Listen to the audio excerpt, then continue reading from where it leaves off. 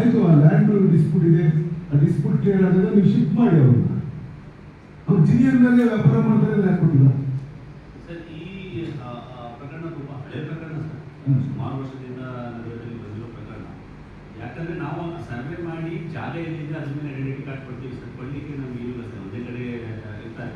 But ಆ ಜಾಗದಲ್ಲಿ ರಾಜ್ಯ ಇರೋದ್ರಿಂದ ಮೋಸ್ಟ್ಲಿ ಕೊಟ್ಟಿರೋಲ್ಲ ಸರ್. ಇನ್ನೊಂದು ಸರ್ಕಾರಿ ಅದು ಏನಾರ ಇರಲಿ, ಅವರು ರಸ್ತೆ ಬದಿ ವ್ಯಾಪಾರಿ ಅಲ್ಲ, ಅವನಿಗೆ ಈ ಕಾರ್ಡ್ ಕೊಡ್ಬೇಕಲ್ಲ, ಅವ್ನ ಮೂಲ ಸೌಕರ್ಯ ಒದಗಿಸ್ಕೊಡ್ಬೇಕಲ್ಲ ವ್ಯಾಪಾರ ಮಾಡಕ್ಕೆ.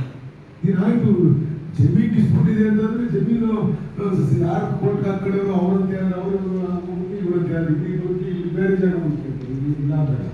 ಅವ್ನು ಜಿನಿಯರ್ ವ್ಯಾಪಾರಿಯಿಂದ ಅವನಿಗೆ ನೀವು ಕಾರ್ಡ್ ಕೊಟ್ಟು ಏನು ಸೌಲಭ್ಯ ಒದಗಿಸ್ಬೇಕಲ್ಲ. ಯಾರೇ ಇಲ್ಲ ರೈತರು, ವಿಶೇಷವಾಗಿ ನೋಡು, ಹಳ್ಳಿ ಕಡೆಯಿಂದ ಯಾರಾದ್ರೂ ರೈತರು ತರಕಾರಿ ಹಣ್ಣು ತಂದು ಮಾಡ್ತಾರಲ್ಲ, ಅವ್ರಿಗೆಲ್ಲ ನೀವು ಸೌಲಭ್ಯ ಒದಗಿಸ್ಕೊಡ್ಬೇಕು, ಅವ್ರಿಗೂ ಜಾಗ ಒದಗಿಸ್ಕೊಡ್ಬೇಕು, ನಿರ್ದಿಷ್ಟವಾಗಿರ್ತಕ್ಕಂಥ ಜಾಗ ಕೊಡ್ಬೇಕು ಅವರಿಗೆ, ಅಲ್ಲಿ ಮೂಲ ಸೌಕರ್ಯಗಳು ಒದಗಿಸ್ಕೊಡ್ಬೇಕು.